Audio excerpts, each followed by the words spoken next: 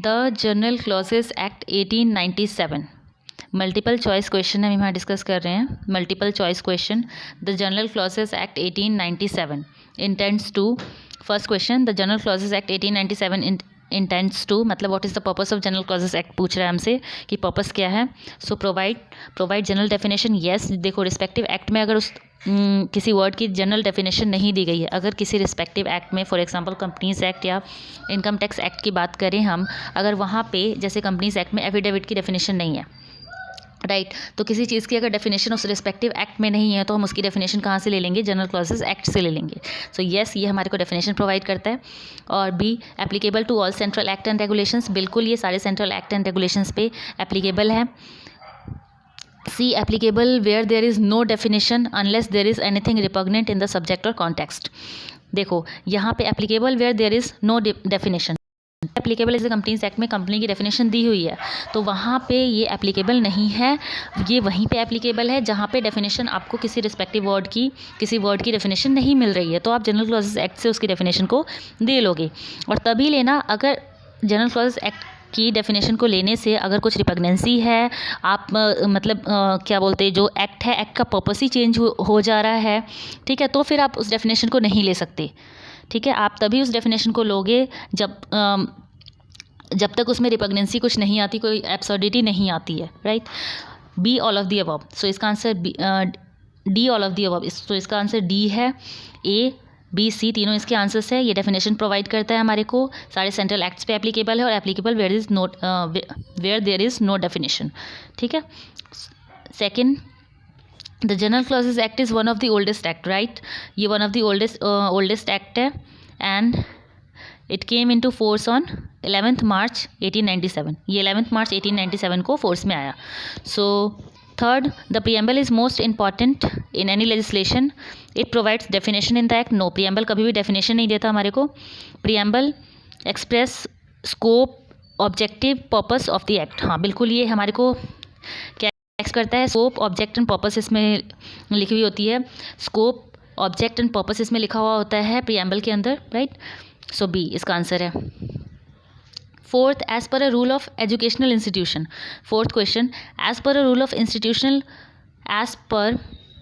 Of educational institution every student may come on weekends for extra classes. Every student मे लिखा है, देखो यहाँ पे एवरी स्टूडेंट क्या लिखा है? मे लिखा है, राइट. मे लिखा है, मे मतलब ऑप्शनल. सो एवरी स्टूडेंट चाहे तो आए या ना आए. So every student may come on weekends for extra classes but every student shall appear on weekly test conduct in the institute, which means देखो every student may come on extra classes मतलब ये optional है, आप आओ या ना हो, but आपके लिए कंपलसरी क्या है कि आप पेपर में अपीयर हो. देखो मे को कभी कभी हम शैल भी पढ़ लेते हैं बट यहाँ पे दोनों लिखा है. फर्स्ट सेंटेंस में इन्होंने मे यूज़ किया है, सेकंड में इन्होंने शैल यूज़ किया है. सो हम मे को मे की तरह ही पढ़ेंगे और शैल को शैल की तरह ही पढ़ेंगे, राइट. सो यहाँ पे मे वाला सेंटेंस जो है, जो मतलब एक्स्ट्रा क्लासेस आप अटेंड करो या ना करो ये ऑप्शनल है, but you have to appear in weekly test. आपको वीकली टेस्ट में आप आओगे ही आओगे. सो इसका आंसर हमारा क्या होगा? Attending extra classes on weekend is optional but appearing in weekly test is compulsory. So answer इसका ए ही होना चाहिए. नेक्स्ट क्या है देख लेते हैं. Attending weekend classes is compulsory but appearing in weekly test is optional. No. See, attending weekend classes and appearing in weekly tests both are compulsory. No. D, attending weekend classes and appearing in weekly tests both are optional for the student. No, ये भी नहीं है, दोनों optional थोड़ी है. बोल रहे हैं दोनों कंपलसरी है, दोनों ऑप्शनल है, ठीक है. सो ये इसका आंसर ए है. Fifth, which of the following is not an immovable property. देखो इमूवेबल प्रॉपर्टी की अपनी डेफिनेशन है. हमारा लैंड क्या है? इमूवेबल है. लैंड को आप इधर उधर मूव नहीं कर सकते, राइट. बिल्डिंग भी इमूवेबल है, बिल्डिंग को उठा के आप यहाँ से वहाँ नहीं कर सकते. टिम्बर लकड़ी जो पेड़ से हम काट देते हैं, कटी हुई लकड़ी, राइट. जैसे दरवाजे वगैरह बनाते हैं या मोटी मोटी जो लकड़ियाँ होती है कटी हुई गोल गोल, सो वो उनको हम टिम्बर बोलते हैं. Machinery permanently attach to the land. So ये भी इमूवेबल है. सो लैंड, बिल्डिंग और मशीनरी ये तीनों इमूवेबल है और टिम्बर जो है वो मूवेबल है. टिम्बर मूवेबल प्रॉपर्टी है, राइट. सो इसका आंसर है सी, टिम्बर.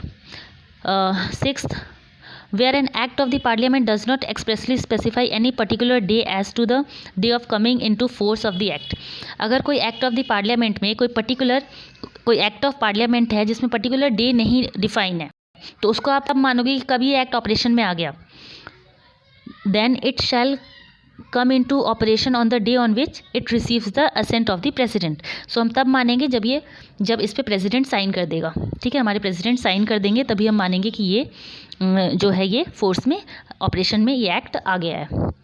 7th, आप इस पर थोड़ी रिसर्च भी कर लेना क्वेश्चन नंबर 6 पे, तो मुझे कमेंट में बताना। 7th, वेयर एन एक्ट, अगर आपको कोई और आंसर लगे तो। 7th, where an act or omission constitutes N offence under 2 or more enactment. अगर एक से ज़्यादा एनेक्टमेंट में अगर आपका ऑफेंस लग रहा है कि एक से ज़्यादा में आप पनिशेबल हैं, तो आपको या तो एक में सज़ा मिलेगी या दोनों में मिल सकती है, राइट। तो where an act or omission constitute an offence under 2 or more enactment then the offender shall be liable to be prosecuted and punished under either or any of those enactment. So इसका answer A है। B, twice for the same offence, नहीं, 2 बार क्यों मिलेगी सज़ा। सी, either A और B as per the discretion of the court, नहीं, none of the above. So इसका आंसर हमारा ए है, अंडर ईदर, किसी एक में या दोनों में आपको सज़ा मिल सकती है। सो ये एक आंसर से